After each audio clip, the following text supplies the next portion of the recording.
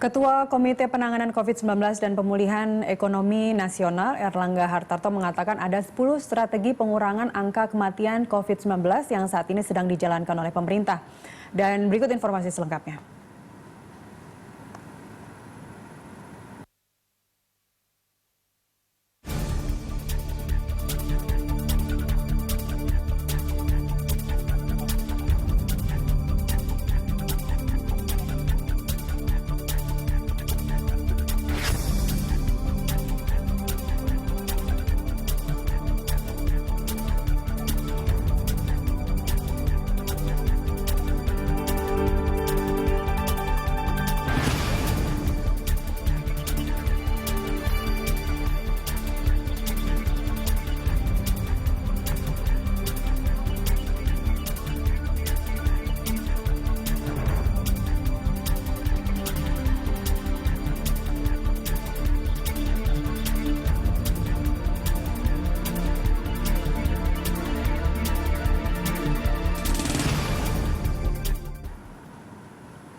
Ya, kita lanjutkan dialog. Saya masih bersama Bu Dr. Erlina Burhan, anggota Satgas Penanganan COVID-19. Bu Erlina, dari 10 strategi tadi, ada nggak yang ketinggalan? Ada nggak yang ingin Anda tambahkan?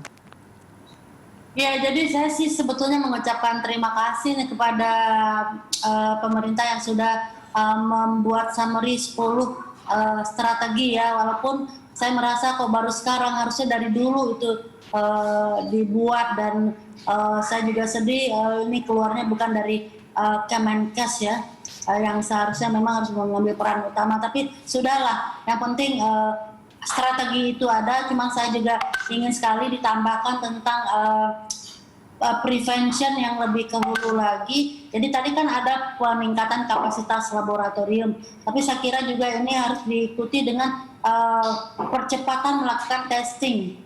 Ya, karena memang testing kita itu masih rendah dibandingkan dengan negara-negara lain. Jadi memang ada hubungan sebetulnya bahwa laboratorium ditingkatkan kapasitasnya, tapi juga ditambahkan dengan upaya pemanfaatan laboratorium itu semaksimal mungkin. Jadi testing ini masuknya kepada strategi untuk mengatasi tingginya tingkat bed occupancy rate di rumah sakit.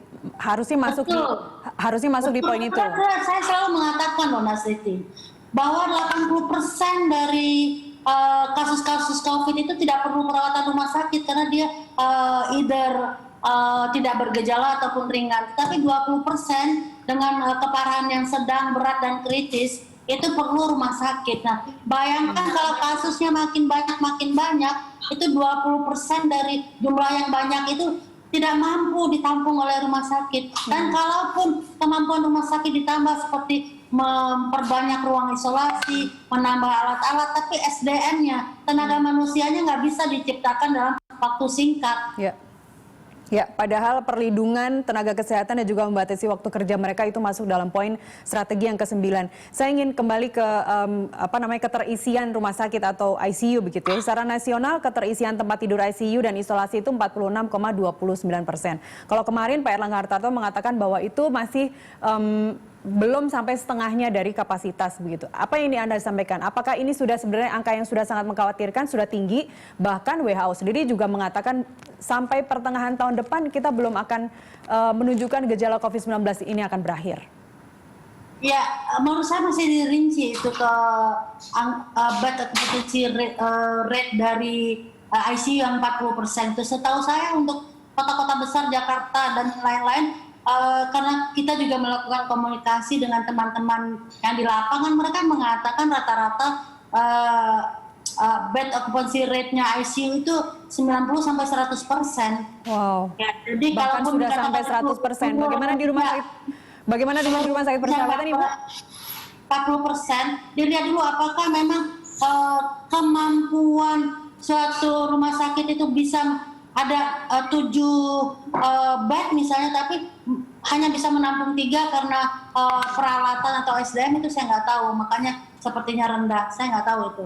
Jadi harus dilihat lagi. Tapi yang saya tahu, yang kita hubungi Pak teman-teman di ICU rata-rata mengatakan 90-100% itu tingkat. Bahkan sampai 100%. Rumah sakit persahabatan sendiri berapa, Bu? Iya, seperti itu. Jadi sampai 100%. Jadi biasanya orang antri itu kalau ada rujukan kita tunggu. Nah, kalau ada yang bisa keluar lepas dari ventilator kita pindahkan ke ruang biasa. Di Rumah Sakit Atau Persahabatan? yang meninggal baru kita bisa masukkan. Di Persahabatan juga sudah sampai 100%? Oh iya, itu rata-rata. Ya. Kemudian yang poin yang ketiga, strategi yang ketiga, pemisahan kelompok pasien umum dengan pasien berpenyakit bawaan atau komorbid. Ini kalau Anda bilang tadi sudah terlambat, kita sudah 7 bulan menangani COVID-19 ini dan belum ada tanda-tanda perbaikan, bahkan strategi juga baru dicanangkan 10 strategi ini. Sebenarnya seperti apa teknis pemisahan kelompok pasien umum dengan pasien berpenyakit bawaan atau komorbid ini sudah dijalankan atau bagaimana sebenarnya teknisnya di rumah sakit rujukan ataupun di lapangan rumah sakit umum? Pertama sih kan better late than never ya, jadi it's okay lah ya. Ya. Ya, tapi kedua saya ingin menyampaikan bahwa semestinya dari awal rumah sakit itu sudah ditentukan ini adalah rumah sakit khusus COVID dan satu lagi rumah sakit non COVID karena banyak juga pasien-pasien yang bukan COVID tapi penyakit-penyakit menahun seperti diabetes, hipertensi, kanker dan lain-lain itu juga butuh perawatan, butuh fasilitas, mereka butuh datang ke rumah sakit dan banyak dari mereka takut ke rumah sakit karena rumah sakitnya melayani Tes. COVID juga. Jadi mereka jadi saya kira bagus juga ada kalau ada di suatu kota 1-2 rumah sakit itu dikhususkan bukan untuk COVID tapi untuk pasien-pasien yang penyakit manahun yang perlu perawatan juga. Ya, dan kalaupun satu rumah sakit ada pembagian COVID dan non COVID di areanya itu pencegahan dan pengendalian infeksinya harus bagus. Pembagiannya betul-betul harus bagus supaya kita mengurangi risiko penularan di dalam rumah sakit. Risiko penularan di dalam rumah sakit dan risiko penularan terhadap tenaga medis yang bekerja di information misalnya karena belakangan masih banyak juga pasien yang yang tidak mengatakan sejujurnya kondisi kesehatan mereka atau habis kontak dengan pasien COVID begitu. Iya. Baik, poin berikutnya, strategi berikutnya adalah perlindungan terhadap kelompok rentan dengan penyusunan kebijakan yang lebih ketat misalnya work from home. Kelompok rentan ini yang dimaksud kelompok rentan apa Bu? Tidak dijelaskan di sini. Ya, kelompok rentan itu ada beberapa kelompok. Pertama usia lanjut, kedua orang-orang dengan penyakit penyerta komorbid seperti diabetes, hipertensi, penyakit jantung yang lama, penyakit paru yang lama, dan penyakit lainnya. Yang ketiga adalah kelompok dengan imunitas yang rendah. Siapa mereka adalah contohnya pasien-pasien HIV/AIDS dan juga pasien-pasien atau orang-orang yang mengidap penyakit autoimun. Lanjut ini usia berapa Ibu?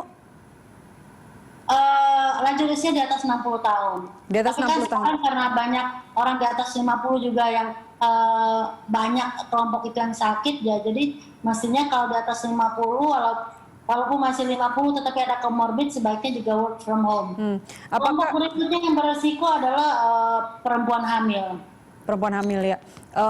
Kemudian anak-anak dia masuk di golongan nomor berapa? Karena kalau kita lihat banyak di rumah sakit ibu-ibu karena di rumah anak yang nggak ada yang jagain, akhirnya mau nggak mau mereka diajak begitu tanpa masker, tanpa juga protokol kesehatan karena mereka sendiri belum mengerti. Sebenarnya sejauh mana kampanye yang digalakkan utamanya oleh Satgas Penanganan COVID-19 di sini untuk anak-anak, mereka masih pada tidak menyadari bahwa anak-anak ini juga sebenarnya mereka tidak imun. Iya, anak-anak ini adalah kelompok yang harus kita lindungi karena masa depan bangsa ada pada mereka. Anak-anak di bawah 5 tahun contohnya, mereka itu sistem imunitasnya belum berkembang sempurna, jadi mudah sekali menjadi sakit apapun itu kuman atau virusnya, mereka sangat mudah untuk terjangkit. Jadi memang betul bahwa anak-anak ini memang juga termasuk kelompok yang harus dilindungi. Tidak boleh dilupakan anak-anak ini. Dan kita tahu ternyata sekarang anak-anak di Indonesia banyak juga yang menderita COVID, tapi saya tidak ingat angka persisnya berapa. Jadi terus sekali Nasiti mengatakan bahwa anak-anak adalah termasuk kelompok yang harus dilindungi. Ya, baik. Terakhir Ibu, sebagai penutup, bagaimana tenaga kesehatan mendapatkan akses untuk melakukan PCR gratis sampai sejauh ini? Ya, itu harus ada kebijakan dari atas mengatakan bahwa tenaga kesehatan terutama yang bekerja di ruang isolasi itu harus wajib dilakukan screening, misalnya setiap 2 minggu pemeriksaan PCR untuk memastikan bahwa mereka tidak sakit dan juga mereka layak untuk melayani pasien. Dan juga kemudian mungkin dibuat juga kebijakan bahwa tenaga kesehatan yang tidak langsung melayani pasien COVID itu mungkin bisa setiap bulan atau tiap 2 bulan begitu, karena walaupun tidak menangani pasien COVID dan bahkan bukan tenaga kesehatan saja, pegawai rumah sakit mereka itu datang ke rumah sakit, dan kita tahu rumah sakit adalah tempat banyaknya orang-orang terpapar dan banyak penyakit di situ, mesti dapat perhatian juga. Baik.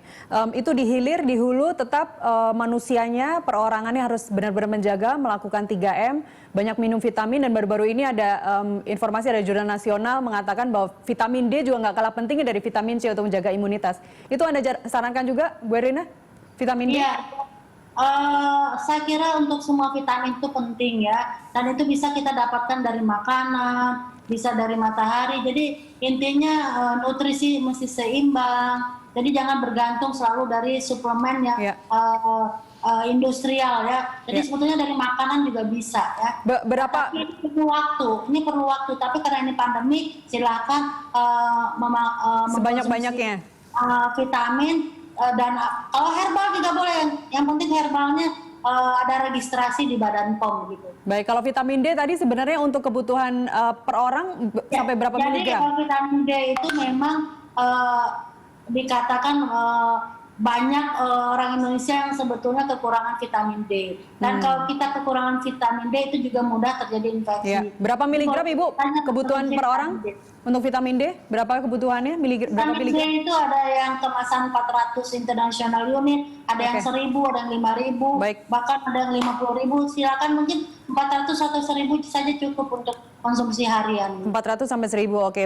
Makan ikan, hati sapi, keju, kuning telur begitu ya? Ya, itu juga sudah oke. Jadi nggak mesti harus dari suplemen juga kalau sudah cukup dari situ. Ya. Bu Erlina Burhan? Orang Indonesia banyak yang juga kurang gizi ya, dan tentunya juga banyak kekurangan vitamin B dan lain-lain. Ya, baik. Bu Erlina Burhan, anggota Satgas Penanganan COVID-19, terima kasih sudah bersama kami pagi ini. Sehat-sehat selalu Ibu. Terima kasih, doain terus ya. Sama-sama Ibu. Pemirsa, informasi lainnya masih akan kami hadirkan usai jeda berikut.